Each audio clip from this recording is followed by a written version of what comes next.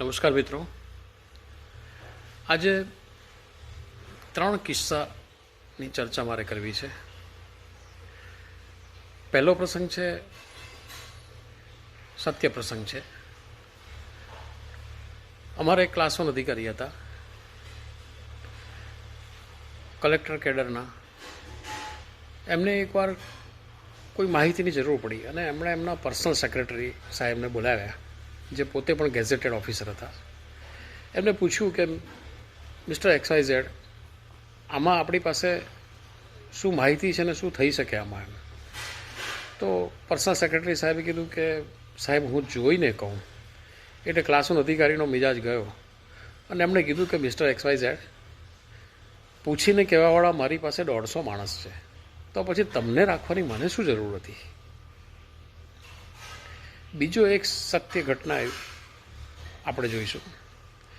મારો એક ટેકનિશિયન હતો, ગ્રેજ્યુએટ હતો, BCom થયેલો.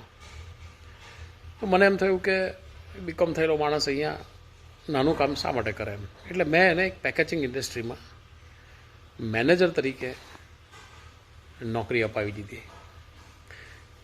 4-5 દિવસ પછી એ પાછો આવ્યો મને મળવા. એટલે મેં પૂછ્યું, ભાઈ કેવું ચાલે છે, આવી ગયું? તો કે ના, મેં તો નોકરી છોડી દીધી. મેં કીધું કેમ? તો કે 40 જણા સાથે કોણ માથાકૂટ કરે, એના કરતાં જાતે કામ કરી લઉં સારું.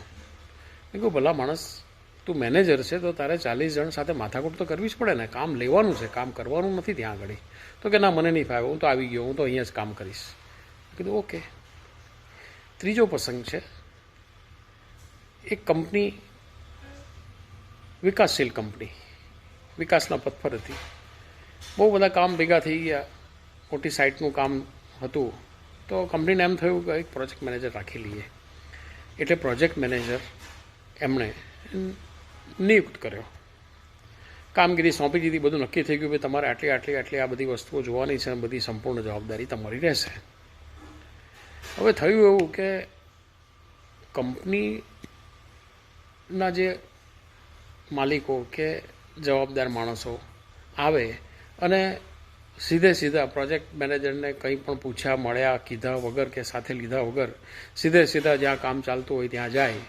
પછી એ સિવિલ વર્ક હોય, મિકેનિકલ વર્ક હોય કે ઇલેક્ટ્રિકલ વર્ક હોય, તો ત્યાં જઈને સીધા ત્યાંના જે સુપરવાઇઝર કે ત્યાંના લેબર કે ત્યાંનો જે પેટા કામગીરી કરવાવાળા એજન્સી હોય, એ એજન્સીને સીધું કામ સોંપીને એ પરત પાછા જતા રહે અને પ્રોજેક્ટ મેનેજરને કોઈ જાણકારી રહે નહીં.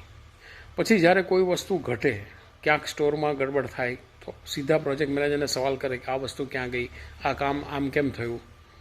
એટલે 2-3 મહિનામાં તો પ્રોજેક્ટ મેનેજરશ્રીને ખબર પડી ગઈ કે આ કંપની હજી એ સ્થિતિમાં આવી નથી કે પ્રોજેક્ટ મેનેજરની એમને જરૂરિયાત છે.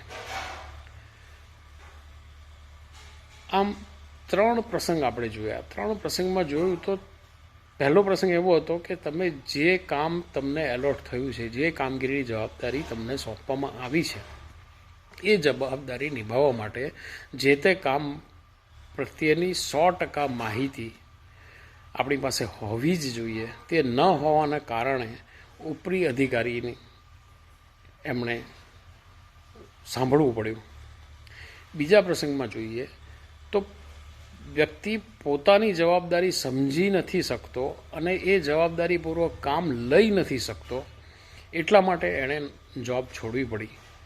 જાતે કામ કરવા તૈયાર છે, પણ 40 માણસ પાસે કામ લેવાની એની આવડત નથી અથવા સમજણ નથી.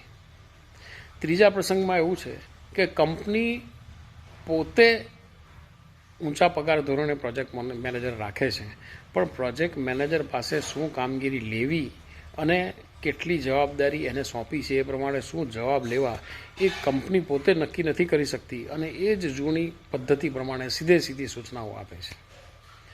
3 પ્રસંગોમાં મારે આજની પેઢીને એક જ વસ્તુ કહેવાની છે કે તમને જે પણ જવાબદારી સોંપવામાં આવે અથવા જે કામ માટે તમને નિયુક્ત કરવામાં આવે, એ કામગીરીને પૂરી સમજો, એની ઊંડાણપૂર્વક એમાં અભ્યાસ કરો, એને પૂરેપૂરી જાણો અને એ મુખ્ય જવાબદારીને તમે સારી રીતે નિભાવો. તો જ તમારું જે કંઈ કામ છે એ કામની શોભા વધશે, તમારી શોભા વધશે અને તમારી પ્રતિષ્ઠા અને પગાર પણ વધશે. આપણે જોઈએ તો કરિયાણાના વેપારી પાસે તમે દુકાન પર જાઓ, જે કોઈ વસ્તુ માંગો એ તરત જ એ તમને લાવી દે, આપી દે, અથવા ના હોય તો એ ના પાડી દે. દવાની દુકાનમાં જાઓ તો ગમે એવી ગોળી તમે માંગો તો તરત જ એનો જવાબ મળી જાય કે હા આપું છું અથવા નથી મારી પાસે. તો એ શું કરતા હશે કે એ રોજે રોજ એનો સ્ટોક મેન્ટેન કરતા હશે, સ્ટોક જોતા હશે કે આજે કેટલો વપરાશ થયો, કેટલી વસ્તુ ગઈ, કેટલી આવી, બરાબર.